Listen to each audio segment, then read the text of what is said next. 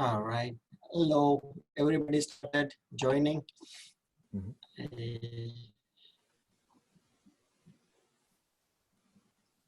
We'll give a couple of minutes and then we will get started without much delay. Sure.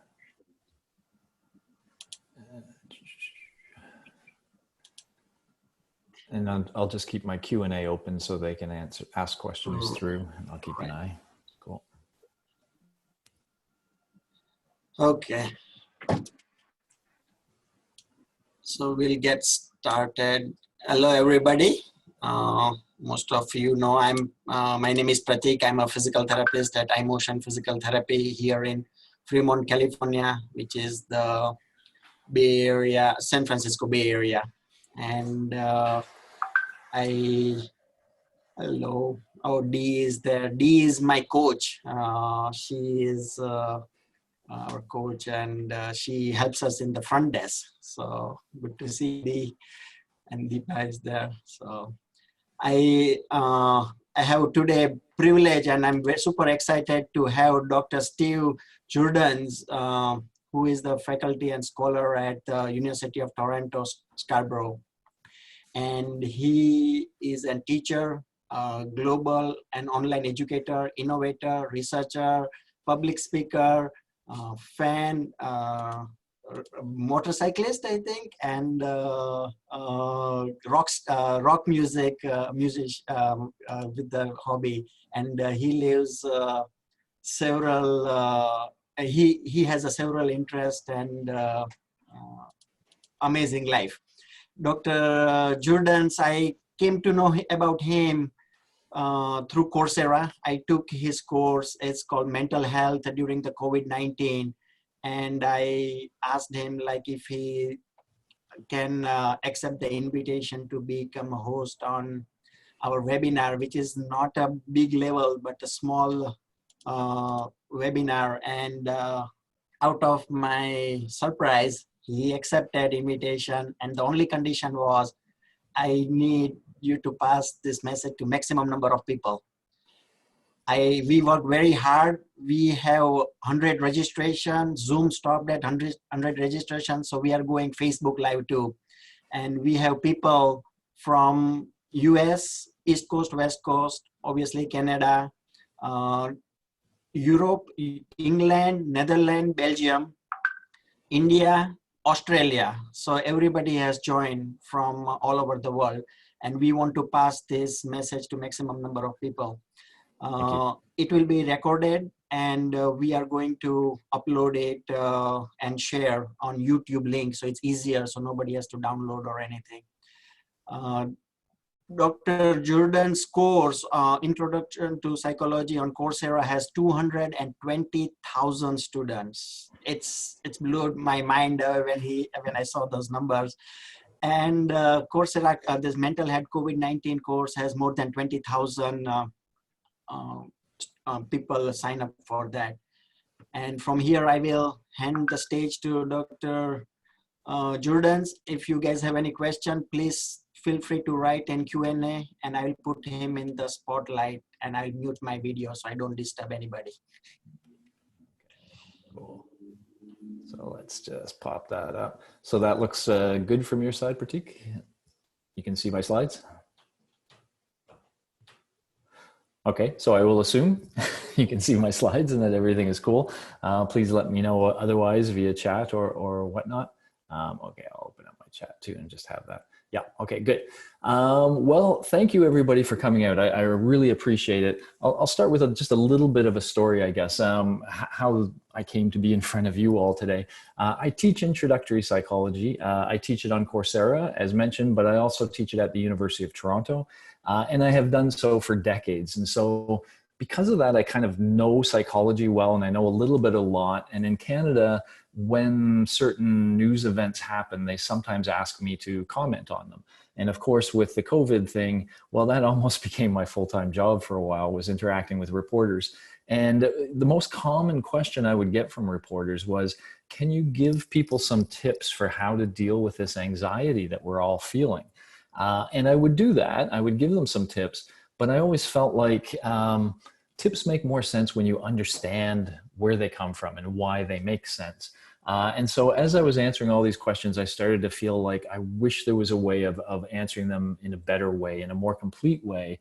And eventually, because of my connection with Coursera, I thought, how about if I create a relatively short course? It's maybe, 3 hours of lecture, if you want to call it that, altogether, little 15-minute chunks.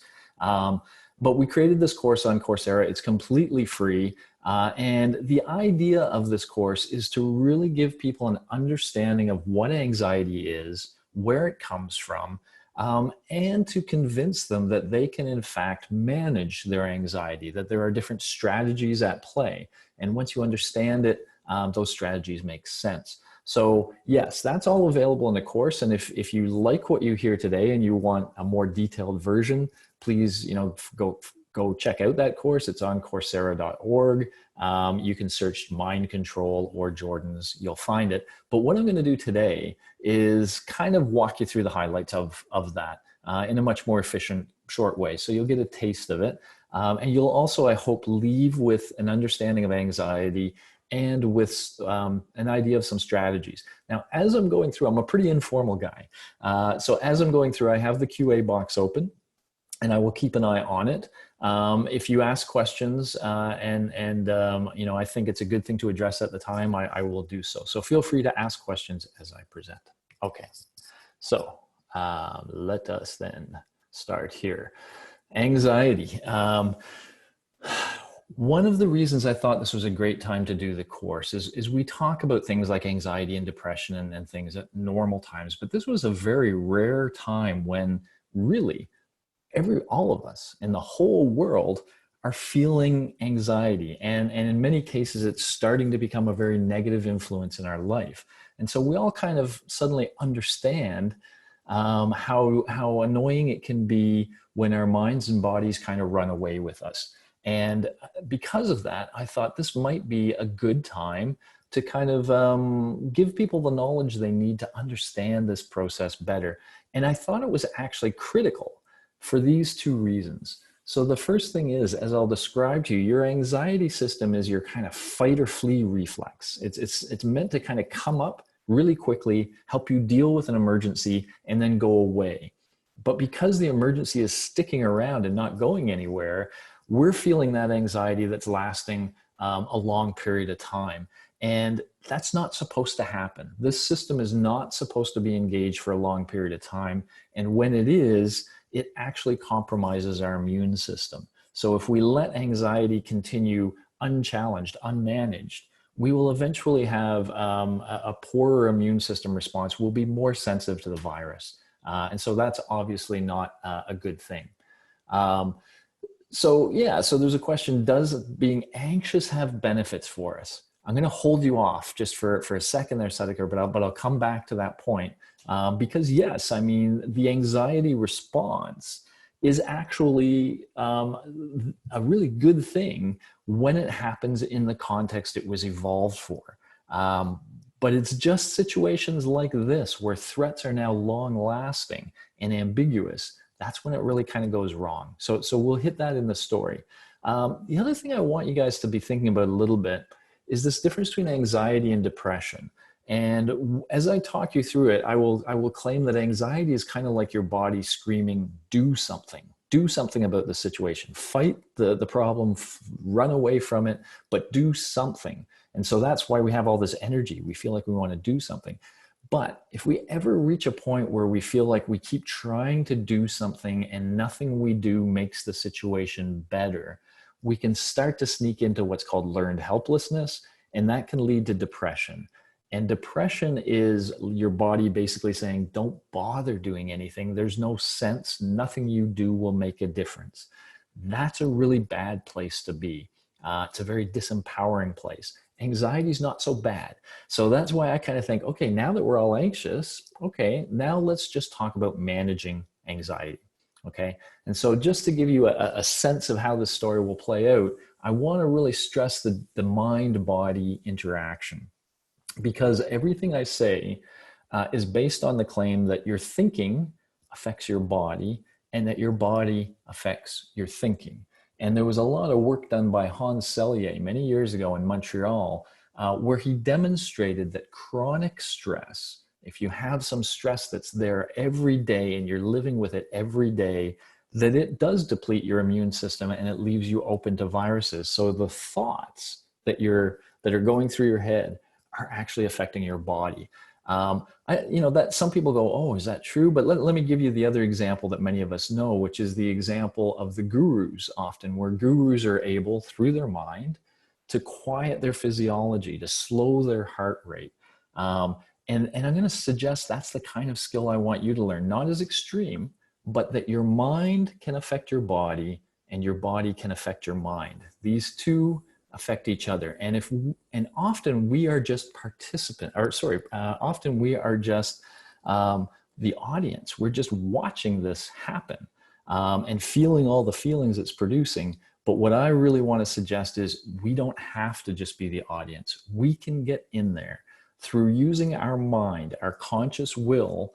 We can actually affect we can do two ways. And this is what I'm going to talk about. We can either quiet our mind, which will quiet our body, or we can quiet our body, which will quiet our mind. So we can kind of come at this either way. And in the course, I kind of talk about those two ways of coming at it. Okay, so that's all sort of context so far, that we have this mind-body interaction going on. So let me actually kind of dive into it. And the course itself is structured in 3 weeks. I'm going to really highlight week 1 and week 2 here. I'll give you a sense of what week 3 is about. But week 1 is all about understanding anxiety and learning how to control it by controlling your body. Okay, and so let's just very quickly say, here is the system that we're all feeling. Here's what it evolved for. You're hunting and gathering. You're the caveman version of yourself, and you're out there getting berries and you're doing whatever. And this bear suddenly steps out in front of you.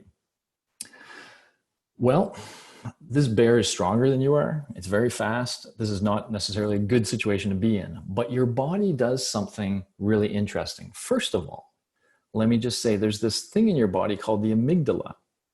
It's like your spider sense. It's always looking out for threat and danger.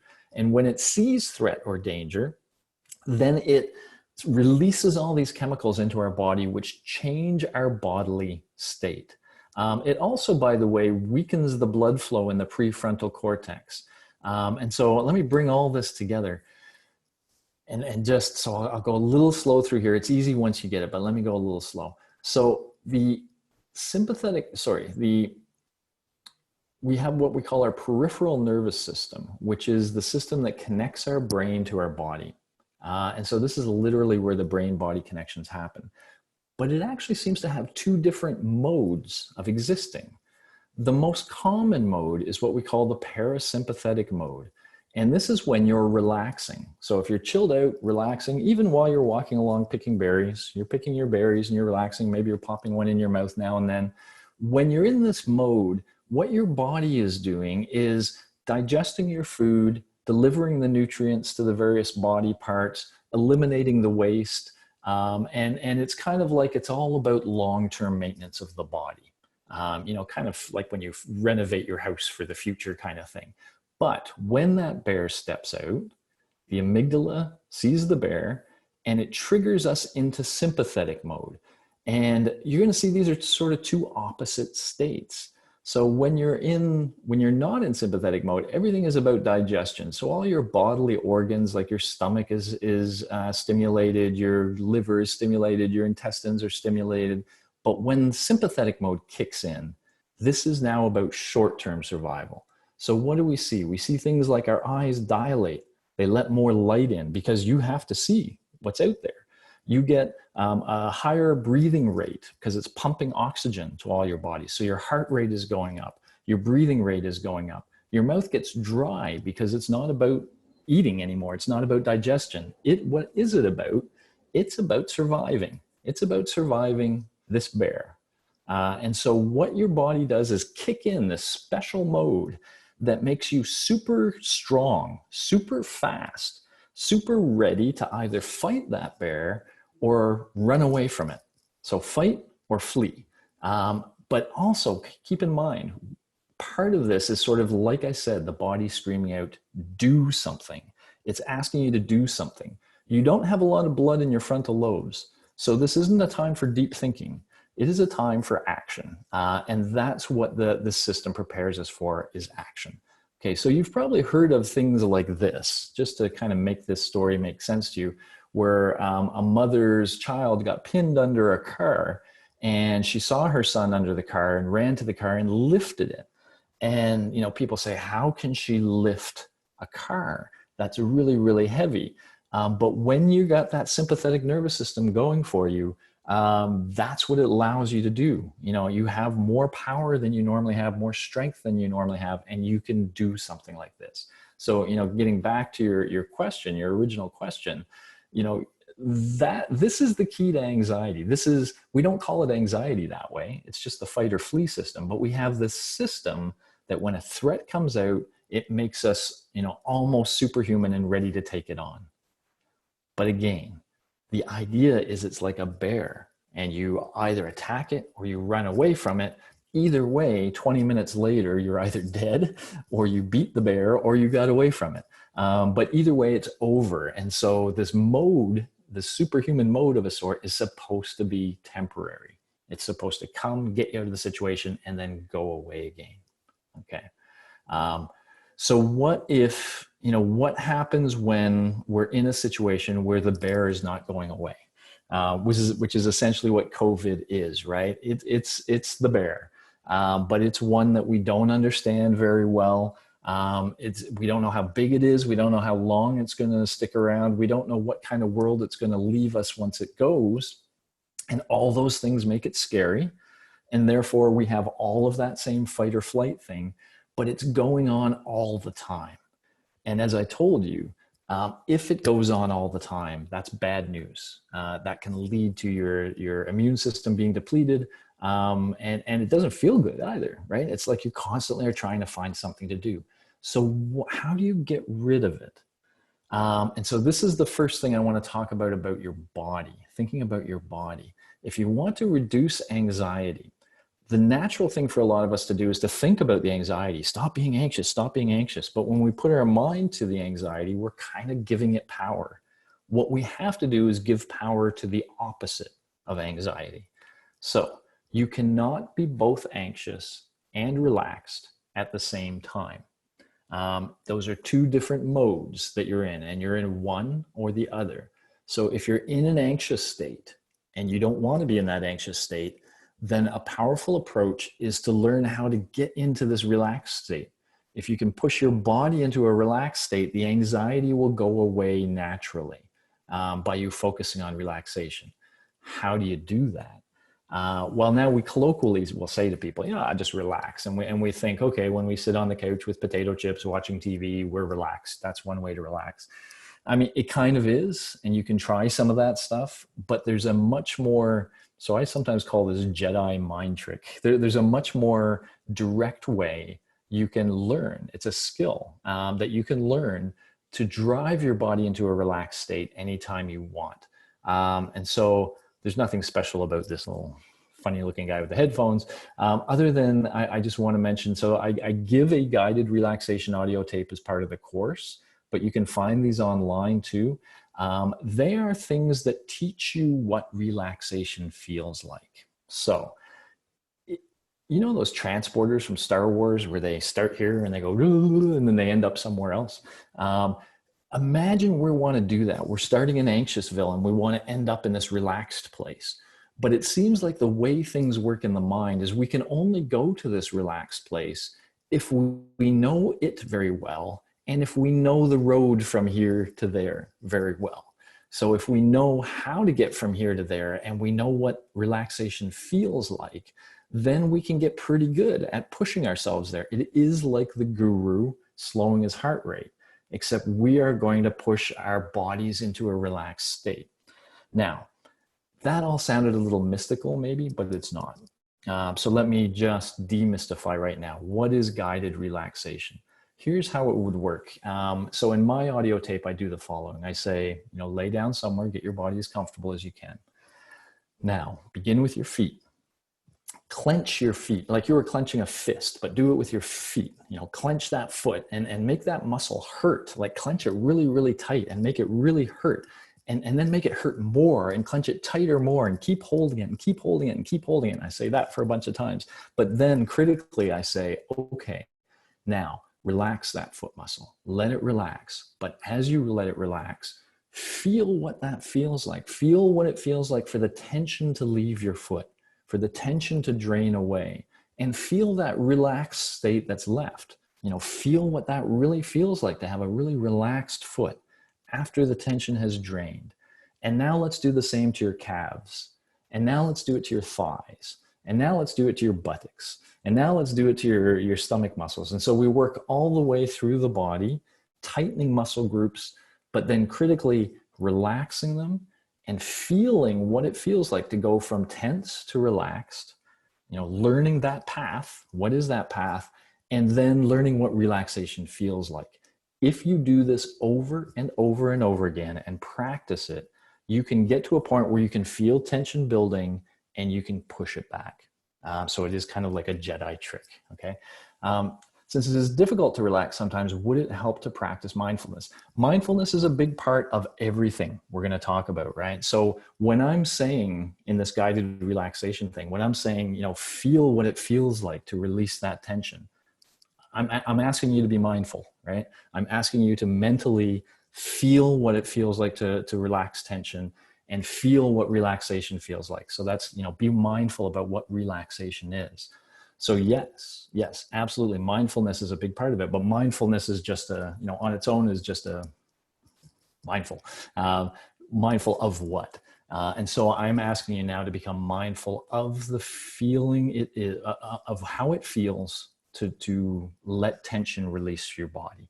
And once you are mindful about that and you go through that, then you'll learn that path. You learn how to do it. And then in the future, you can do that much more quickly. Yeah, I'm sort of watching both. Let me see. If we go from anxiety to relaxation, so we are not shutting down the need to do something about the threat. So, I mean, so this is the thing, and this is the important thing. This question of, are we shutting down? I am going to argue, and we'll especially see it in the next section here, that we need to distract ourselves every now and then. We need to escape this feeling of constantly being under threat. You're right. We are constantly under threat, you know, and so in a way, am I saying, well, let's just be blind to that threat every now and then? Yes, you know, that's what I'll be saying, because if we're constantly trying to act like the bear's right there and ready to kill us, we're going to crash. You know, we just don't have the energy and strength to retain that. And in fact, the threat is not that quick moving. Right? Like, it's not like if you decide I'm not going to watch the news tomorrow at all. And I'm just going to worry about, you know, being happy and ignoring all this and pretending COVID doesn't happen. It's not like the next day, suddenly you're going to feel like, oh my goodness, because I didn't attend to the news, I've missed all this important stuff. It doesn't move that fast. And so, yes, I'm going to suggest that every now and then we take our eyes off the bear, as you'll see, take our minds off the bear, take our bodies off the bear. What is the role of breathing? You know, breathing is always a very important part. And in fact, when you become mindful, you can use things like breathing. Like, you can think about your breathing as you're letting go of the tension. And you can actually coordinate that. You could say, okay, first taking a deep breath while it's still tense, and then breathe out, nice, deep, slow breathe out while you're releasing the tension. And that's, you know, that's a good way of doing it as well. We're gonna have lots of questions. This is cool. What's the difference between anxiety versus stress? So these are funny kind of distinctions. To our body, the important thing is you feel like there's a threat, okay? Now, we often use anxiety.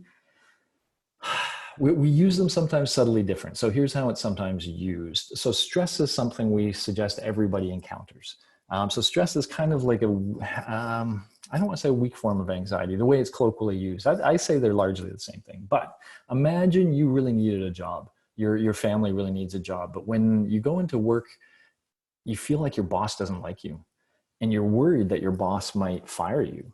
And you know that if you're fired, you're not going to have the money that your family needs. And so every day you go to work now, you see your boss and you hope that you're pleasing your boss and you hope that you're not upsetting the boss, and you do this day after day. That's more like stress, okay? Because in a sense, the threat's real, it's there, and you're living with this continual stressor. Anxiety, sometimes people say, they'll talk about anxiety more like it's a mental disorder, which I don't think is necessarily accurate.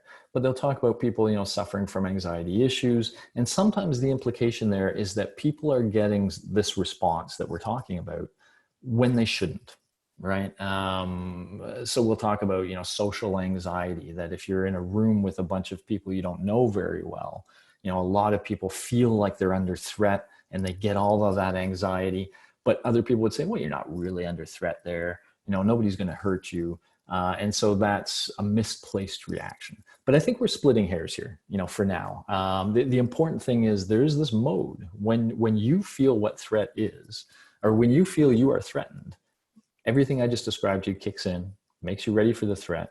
But yes, by learning how to relax, you can kind of back it off a little bit.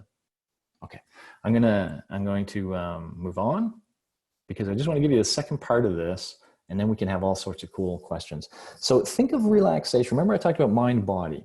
Think of the relaxation as we're going to attack the body. We're going to focus on the body, and we're going to learn how to push our body into a relaxed state. And when we push our body into a relaxed state, then that, cycle that was happening, that feedback loop, well, we're now pushing the body relaxed, and it kind of puts our mind into a relaxed state as well. So we're kind of quieting that whole network by quieting the body. I'm going to now talk about some ways we can sort of do the same thing, but by controlling our mind, and thereby controlling our body, right? So focus on the mind, all right? So I'm going to talk about this from a pro and con standpoint. I want to give you guys a sense about how the stimuli and activities you choose to engage in will affect your anxiety, the level of anxiety. And so if you know this, if you become mindful of the effect things are having to your anxiety level, then you can configure your day. You can control your anxiety by controlling what stimuli and events you expose yourself to. Okay, that's the big sense. Let me give you some examples. There are some things that you could choose to do in your day that will make you more anxious. They will push up that anxiety response. And the big one is the news, okay? I talk about in the course why, given the current times, we can become addicted to the news. We can become addicted to things psychologically when they reward us in a random way. And we never know when they're going to give us another reward. So we keep thinking the next reward is just around the corner. And so we keep engaged in the task. Right now, information is rewarding to us. When we learn some new piece of information, that's a reward. And the news gives us that new information every now and then, and you never know when it's coming. And there could be that new one right around the corner. And so many of us will have the natural habit of having the news on all the time, having our apps send us alerts when anything happens, being plugged in to the news. And the important point I want you to realize is every minute you are exposing yourself to the news, your brain is thinking, I am under threat. And it is triggering your amygdala, it is triggering your sympathetic nervous system, and it is increasing your anxiety. So does that mean you should not watch the news? Well, I mean, for some people that might be approach, but I mean, there's things on the news we should be aware of, right? We should be aware of what the current rules in our place are in terms of, physical distancing and things like that. And it is comforting to kind of feel like we understand what's going on. So I don't suggest avoid the news. Not horrible if you can, but I certainly say budget your news consumption. Now, I said 2 or 3 hours, and I have people in the course saying, what? That's way too much. And maybe that is too much. You probably don't need 2 or 3 hours a day. That's probably just me because I'm a news junkie. But generally, try to limit how much news you watch. Do it, take control. And control is a big word for anxiety. You decide when you're going to watch the news. So turn off all of those alerts that push news events at you. Don't let the world push you around. You decide what you're going to do. So you pick the times to watch the news. Do not watch it just before going to bed, because you do not want that anxiety just before bed. It'll make sleep more difficult, and sleep is critical to us right now. Good night's sleeps are really important. And I also say consider using what I call a cognitive palate cleanser. Watch something after you watch the news. Watch something that takes your mind off of the news, that pulls your mind somewhere else. And in fact, that's what I'm going to talk about now, is the beauty of various other activities. So let's hold the news for a second. And let me just give you some of these other examples. So first of all, what I strongly encourage everybody to do now is to be mindful of how certain activities affect what is in their mind, literally. So have a check-in every now and then, and find the activities that for you take your mind somewhere other than COVID. So, you know, I throw up sports here. Now, of course, I know all sports are basically gone. But for example, I'm a big Formula One fan, and my wife and I are now watching the 2012 season. We don't remember it, so we've went back to 2012 and we're watching that season. And when I'm watching Formula One, I'm not thinking about COVID. So that's a good, you know, one for me. For you, it might be comedies.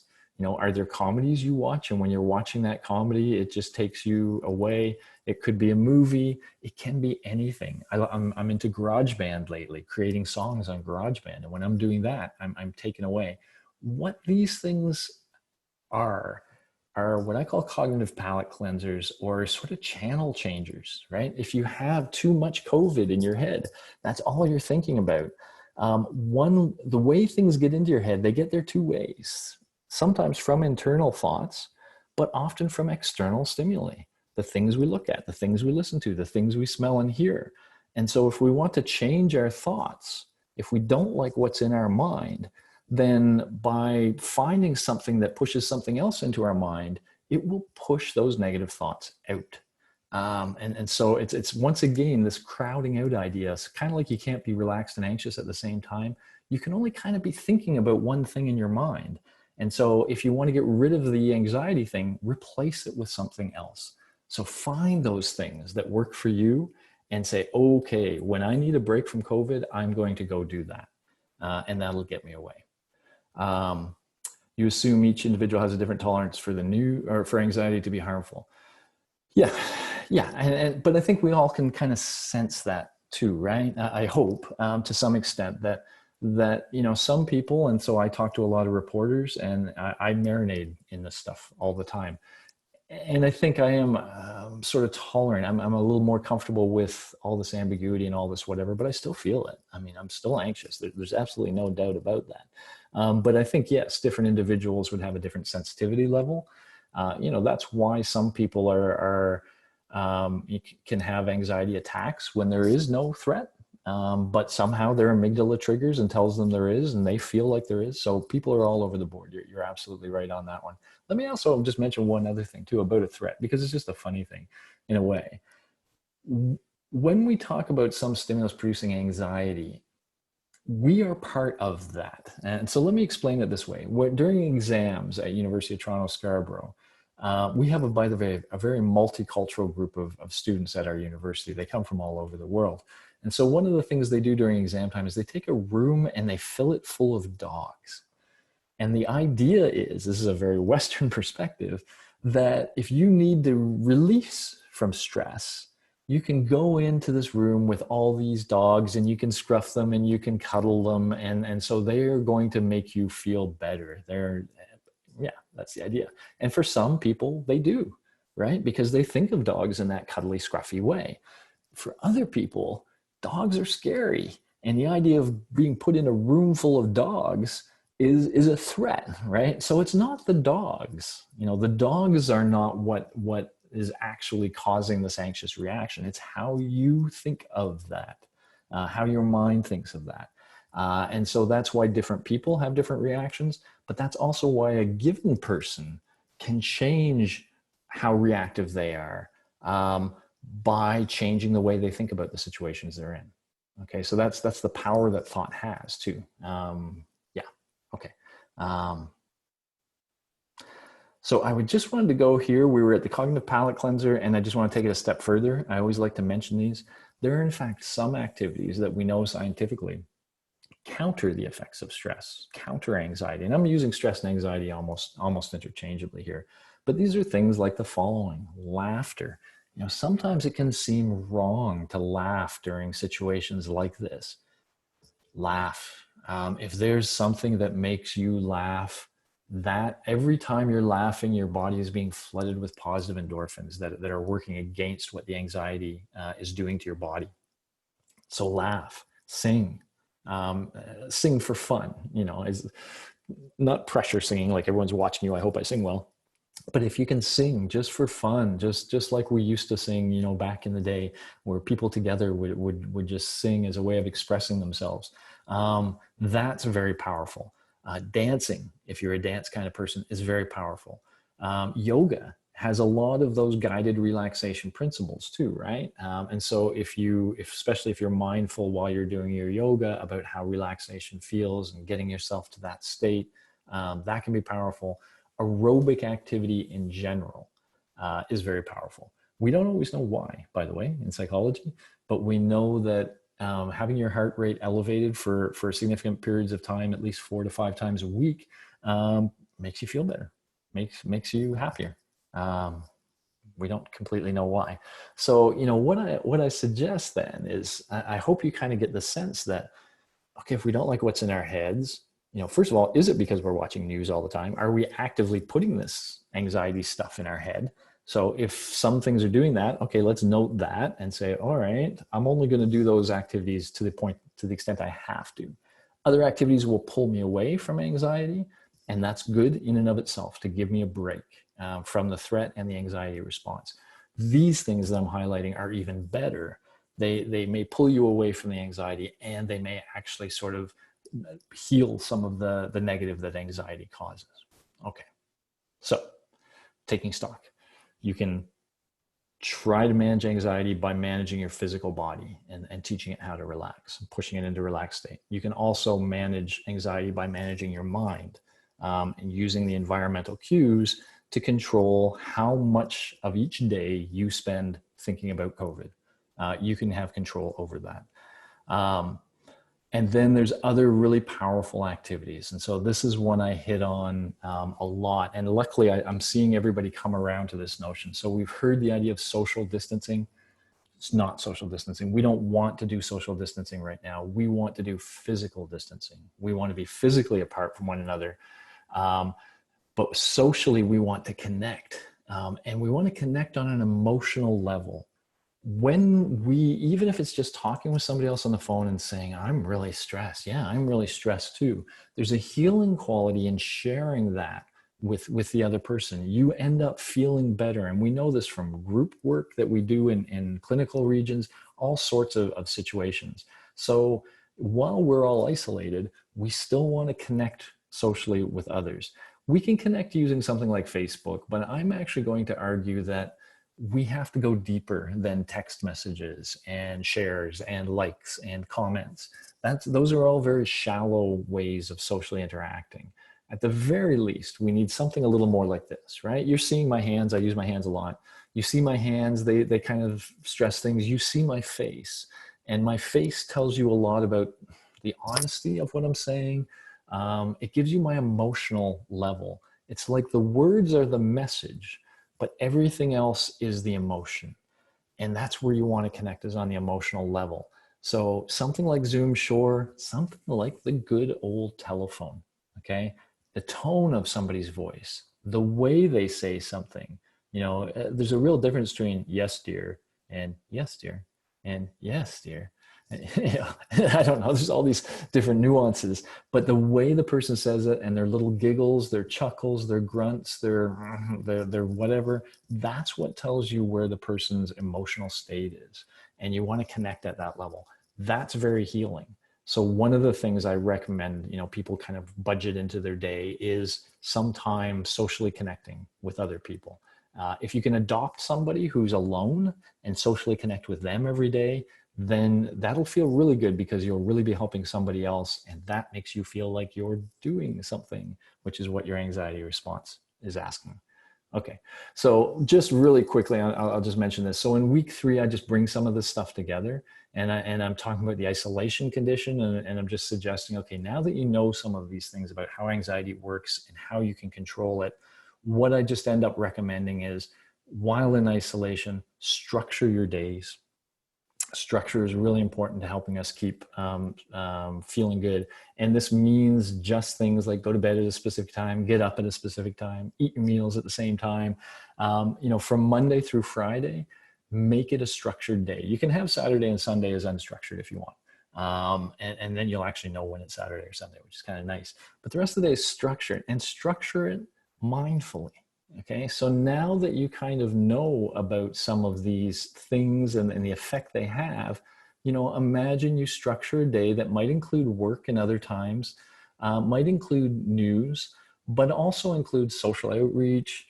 I talk about learning and work. I'll come back to that in a second. Maybe karaoke, which is singing and dancing, you know, where you're mindfully saying, okay, I'm going to structure my day. I'm going to get I will plug into the anxiety stuff sometimes, but I'm also going to plug into this other stuff, including guided relaxation. And so I will learn how to take control of this mind-body loop. And I will only let it go to that anxious place for a little bit of each day. And then I'll bring it back. Okay. And so we give a nice little schedule there. One of the other things I really like to suggest, if it works for you, is while you're isolated, accomplish something. You know, don't just kind of hang out and do nothing. If you actually do something, you'll feel better. It'll give you purpose to your day. You'll wake up thinking, I'm going to do something. What do I mean by do something? Here are some online places that offer free online courses. So you could, you know, get very serious and say, I'm going to upgrade my credentials or learn a new skill. But you could also say, I just always wanted to learn astronomy, whatever. Waking up in the morning and thinking, oh yeah, I'm going to do some learning today. And then going to bed at night thinking, oh yeah, I accomplished something today. That's very important to us psychologically. So if we can do that, maybe you always wanted to learn a musical instrument, you know, maybe there's a great time to pick up a musical instrument, start playing with it. It is important that you do something that you enjoy and that takes your mind away. You know, think of that same cognitive palate cleanser, right? Don't do this if it's stressing you out more. But if it's something that takes your mind away, makes you feel like you're getting something done, then it will be very good for you. So I talk about things like that too, but that gives you the idea. The big ending thing I say is during this time, it's very easy for us to see all the negatives of the situation we're in, and there are a lot of negatives. But there may be silver linings as well. You may be finding you're spending more quality time with your family. You may have time for yourself that you didn't have before. There may be a bunch of other silver linings, and they're very important for us psychologically to kind of embrace and to say, you know what, there's a bunch of things I don't like about our current situation, but there's some things I like. And having that sort of even-minded of seeing the good as well as the negative is very important for keeping us balanced as well. So it's all about the silver linings. Okay, so I've been kind of going on for a while. That gives you a taste of the course. You know, part 1, all about anxiety response and learning to control your body. Part 2, all about how the things around us affect our mind, so we can use those to control our mind. Part 3, all about bringing this together to survive isolation. All of that in more detail on that course. But I am now just basically here to answer. Yeah, somebody said Udemy also. Yes, absolutely. Is another learning place. I am here to answer any questions you have. Please feel free. And thank you, by the way, for everyone for taking the time. So I'm watching both the Q&A and the webinar chat. So if anybody has any questions at all, just feel free to type something in and I will jump right on it. Only takes one and then it starts. Okay. Thank you, Dee. I appreciate that. I can, yeah. If I'll send it to Pratik. Yeah, sorry. Oh, that's a private message. He didn't say that to everybody, but he just asked if I could share my guided active relaxation with the group, and I'm happy to do so. So I will send that to Pratik, and I'll let him get it out more generally. But also let me say, there's a lot of them online. So if you just Google guided relaxation, you can find something online and probably find something that's really helpful to you. The other thing I'll say about the guided relaxation though is you really have to think of it like a skill, you know, like playing guitar or like something else. You don't just pick up guitar, somebody talks to you about it and you can play. right? You start by playing it okay, not really good, but with repeated practice, you get better and better. And so for that, learning how to drive your body into a relaxed state, you want to practice that over and over. And the more you practice, the better that skill will be. Yeah. Thank you, Sidiker. I appreciate it. Effects of alcohol use when anxious. You know, I've been asked this, and it's a really tricky, it's a difficult question. So if anybody has to leave, by the way, feel free to leave. Anybody who wants to continue and ask questions, I'm happy to chat for a bit. You know, one of my first reactions is I hate to judge anybody for how they get through this situation. If they are not harming themselves or harming others, then maybe, you know, part of my answer is, well, if having a drink at the end of the night makes it easier for you to get to sleep, and that sleep is important, I'm not going to chastise you for that. But if anything like drinking alcohol leads to, you know, really, like if you're drinking enough that you're affecting your own health, or if you become nasty when you drink and you're nasty to other people and those sorts of things, then I would say, you know, worry about it. So I'd say it's less about the alcohol and more about what the alcohol does to you. And we could extend that almost to, you know, other ways people might cope with this. If it's used intelligently and it's not causing harm to anybody, that's one thing. But if it is causing any harm, that's quite different. Thank you, guys. I appreciate that. Can chest pressure be a sign of COVID? So I'm not a medical doctor, but I believe the answer is yes. That's one of the things people feel. I mean, generally respiratory unease at all. So yes, yep. No problem. I thank all you guys. Let me just mention again, by the way, that course is completely free. So should you be interested, feel free. Should you feel the desire to share it with others, I would appreciate that very much. There are now, as Pratik mentioned, well over 20,000 people in the course. And part of it is it's a community too. So there's a discussion forum and we get a chance to speak to each other. And sort of be a learning community. So it gives you some bit of that social hit as well. So if you're interested, you're very welcome to be there. Yeah. Cool. Well, it looks like you're all just leaving happy. If there are any more questions, I'm happy to, if I seem to be shifting, by the way, I have my Q&A over here and my chat over here. So I'm just watching them both. But it looks like everyone's happy, so that's cool. Feel free to just to know, you know who I am right now, and if you do have questions, you can reach out to me. I'm just steve.jordens@utoronto.ca. You can find me easily online. I have a big digital footprint. But otherwise, if everybody's cool, I thank you very much for the time. I wish you all a great weekend. Please stay safe. And yeah, spend this a little bit of time working on your mental health, and it could pay off well beyond COVID too. So that would be cool. Excellent. All right. Well, I think I'm going to bow out. I don't know if you're trying to take control, Pratik, or anything, or shall I just... Oh, QA has a few questions. I think, oh, sorry. Oh, I am very sorry. It didn't scroll up for me. So all sorts of, okay, I'm not going anywhere. The role of prayer. I would just say generally, I mean, it's such a big thing to get into sort of religion in general, but religion's one of the things they provide with us is that rich social connection, that feeling like we're emotionally connected with other people, that we share a belief system, that we love one another and care for one another. So for example, knowing somebody's praying for you can be a very powerful thing. I mean, I won't even talk about the metaphysical aspect. You know, I'll leave that for other people to talk about, but the physical aspect of knowing somebody cares about you enough to be praying for you. Yeah, that's a powerful thing. So it's certainly not going to hurt anything, and it will help. So that would be there. Any tips for kids? I have a couple tips for dealing with kids or dealing with kids, how to talk to them about this. And one of them is, you remember I said that, you know, I talked about the dogs in the room, and I said the way you think about things can have a powerful effect on how anxious you feel about them.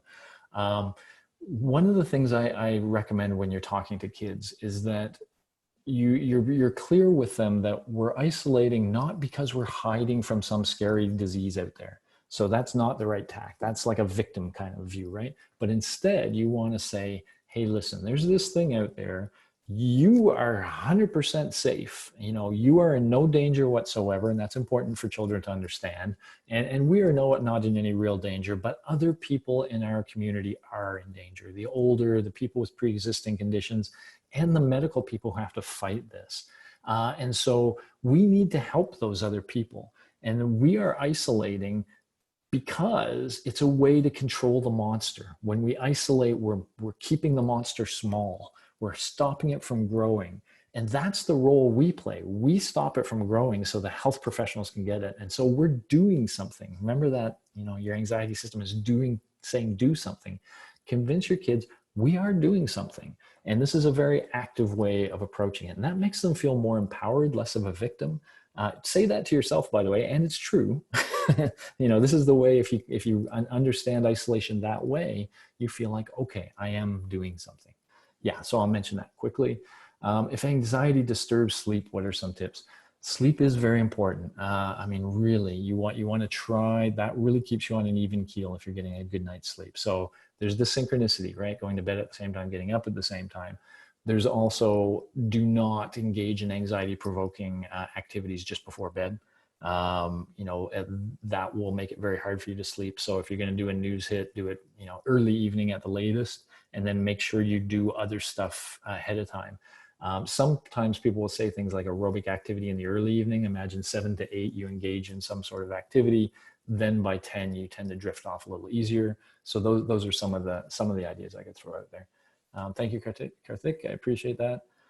Isn't some anxiety sometimes good? Yeah, I mean, it is. So, I mean, keep in mind here, right? What we're calling anxiety, we throw that negative slant on it. But, you know, I also kind of threw it out as sort of superhero strength sometimes, right?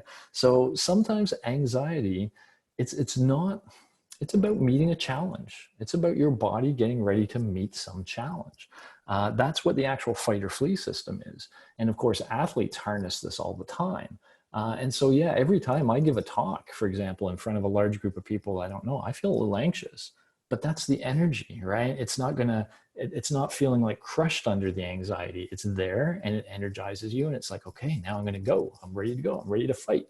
I'm ready to, etc. So yes, you know, some level of that can be really useful. It's just this chronic anxiety when it's just there all the time. That's a problem. Does diet play any role in creating anxiety? I don't know about creating anxiety, but certainly it's the case that, you know, when we talk about the pillars of mental health, the easy things you can do for mental health, it's sleeping, it's that coordinated schedule, and it's eating good, nutritious food.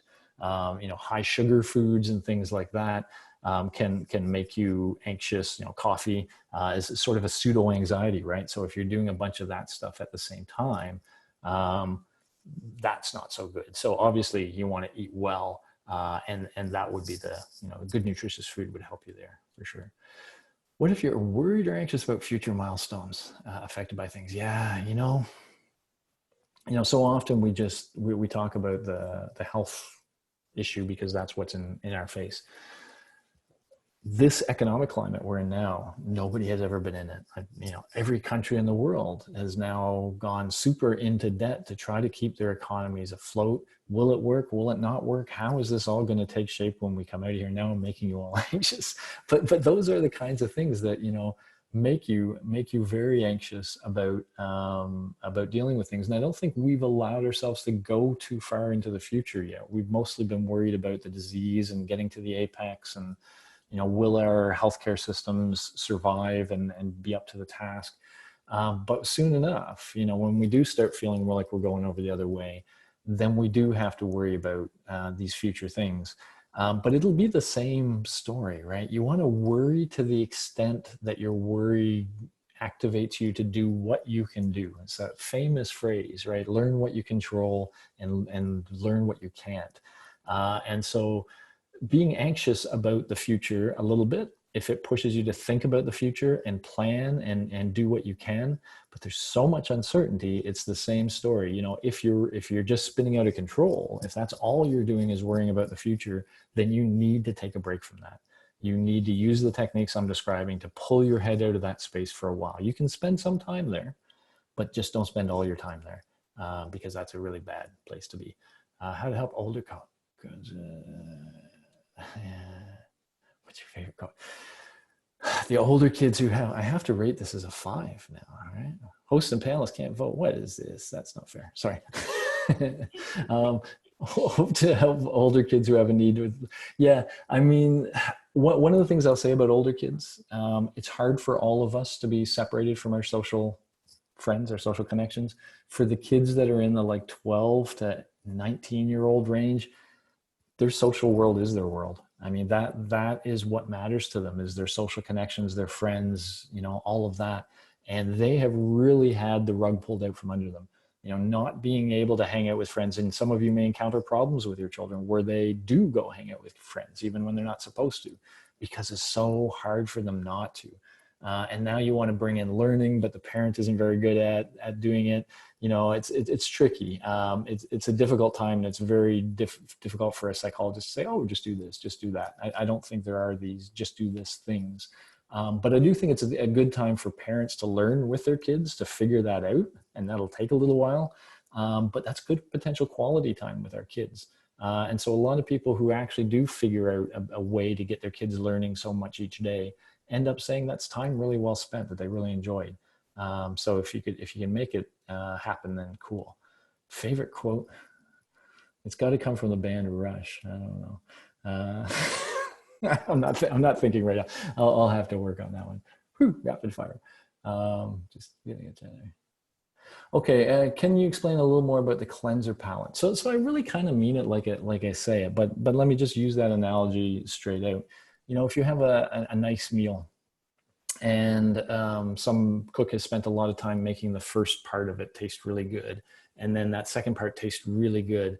But if you have the first part or the second part right after the first part, you have all these flavors still from the first part that aren't meant to be part of the second part, right? And so if you blend them together, if you eat one right after the other, you get too much. And so what they'll sometimes have is they'll ask you to eat something in between, like a little bit of sherbet usually is a favorite thing, which cleanses your palate. It literally kind of cleanses the flavor from your mouth so that you have that first course, but then you cleanse it. And then you go on to the second course sort of fresh. And so what I'm suggesting is, let's say you're going to go for a jog, but if you watch the news, you don't want to watch the news and then go for a jog, because the news will still be there and it'll be in your head as you jog. But if you watch the news and then watch some silly comedy show or whatever it is for you, so that you get pulled somewhere else. So you were thinking about the news, but now you pull your head over here and then you take this head out for a jog. So you've cleansed the anxious thoughts first, and then you go for a jog, then you're less likely to be thinking sort of anxious thoughts. So that's what I'm trying to kind of say, is every time you engage in, and really news is the big one, an anxiety provoking stimulus, but it could be shopping too, right? Or something like that. Anytime you engage in some activity that makes you really anxious, try to follow it with something that pulls you away from that, just to kind of cleanse your mind. That's the idea. All right. Now I'm watching both. Let me make sure there's no scrolling. Oh, there is more scrolling here. How do you deal with quarantine situation when one member of your family has to stay separate for 14 days? So those are, I've heard some quotes in America where they say it very seldom gets one member of a family. That once COVID gets inside a home, it's very rare that only one person goes through that and none of the members, the rest of the household, are affected. So it is very tricky. If you have somebody who has to be separated, the other people have to keep away. If they don't keep away, there's a very good chance they will bring COVID to the other family members. So, I mean, I think the best way for them to do that with them is for them to really understand the potential consequences of what they're doing. And so when I sometimes talk about what we're doing by staying home is, I'll say it this way sometimes. The virus is like this monster, and it's walking around our towns, and it consumes hosts, human bodies. And every time it finds another human body, it gets a little bit bigger. And so that's what it's going around, consuming human bodies and getting a little bigger. So in isolation, of course, what we're doing is getting our bodies out of the way so it can't consume us. And so that's how we're keeping it from growing. But what you have to convince this person is you are feeding the virus. Okay, if you go and visit this person, it is like you are feeding all of us to that virus. You are giving that virus a way to connect with our bodies and use us as hosts. So you're simultaneously making the virus bigger, but you're doing it by essentially feeding it your family members. Now that sounds really extreme, right? I wouldn't go too heavy on that with especially a younger child, but I would try to get that image in their mind. You know, it's not that we're being mean. It's not that we're being nasty. It's that we care about everybody, and this is the right way to do it, given the kind of beast we're facing. How long does it typically take to learn the relaxation response? And let me just talk about that a little bit more. Where do you actually want to get eventually? Where you would like to get? So what I recommend in the course is, while you're going through the guided relaxation, you choose a trigger word. And I use the word beach, so that when you're thinking about what it feels like to drain relaxation and what it feels like to be relaxed, you connect a word to those feelings, like beach, beach, beach. And then the idea where you'd like to get to one day is, you know, maybe you're just talking to your boss and your boss makes you really angry. They say something that makes you really angry, and you feel that emotional response, which is your sympathetic nervous system, right? That's the fight or flee. You feel that coming. What I want you to be able to do is go, okay, beach, beach, beach, beach, and kind of push it back. Let your frontal lobes have their blood and their oxygen, and think about the intelligent thing to do in the situation, not the emotional thing. So that's the potential reward. If you get good at this, you're learning how to control your emotional side, and to be rational, you know, in situations where other people are emotional. But it takes a while to go from there to there. So you begin by going through the guided relaxation and listening to that. Eventually, you try to do it without the audio. You just lay down and you put yourself through that guided relaxation. And then eventually you try to do just sort of quick hits. You're sitting on the couch or whatever, and you just say, I'm going to try to put myself into a relaxed state. And you just mentally try to do that. And if you keep practicing it, the problem is you have to do it over and over again so that it becomes a reflex when you need it. That's the potential problem. You can learn it as a skill, but then someone yells at you and you get all blah, blah, blah, and you just blow it out, and you don't think in that critical moment to beach, beach, beach, push it back. So you actually have to start practicing using it in the context of triggers.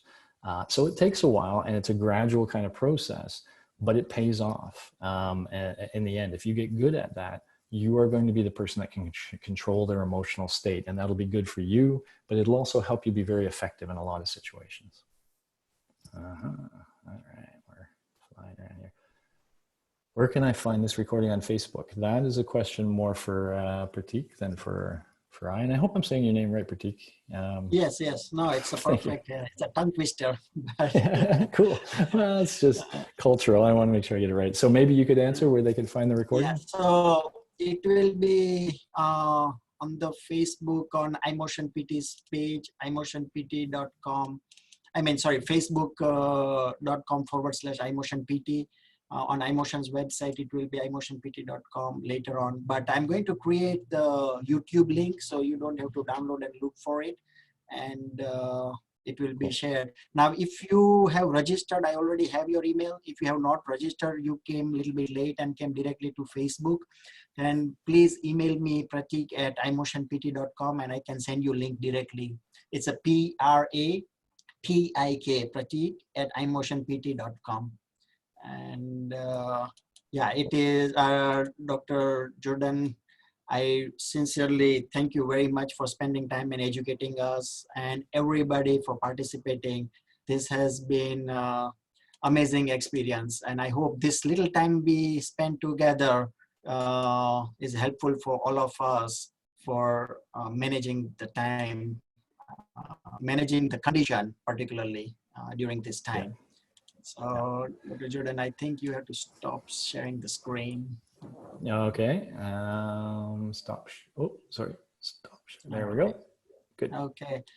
Good. All right. Thank you very much. And if you guys have any questions, I highly recommend and I endorse the Coursera course. Please take that course. It says week 1, 2, 3, 4. But if you are impatient like me, you can keep going back to back and keep practicing. So yeah, it is a very useful course. Please do take it. Cool. Thank you, everybody. Have a great weekend. Have a nice weekend. Bye-bye. Let me stop sharing.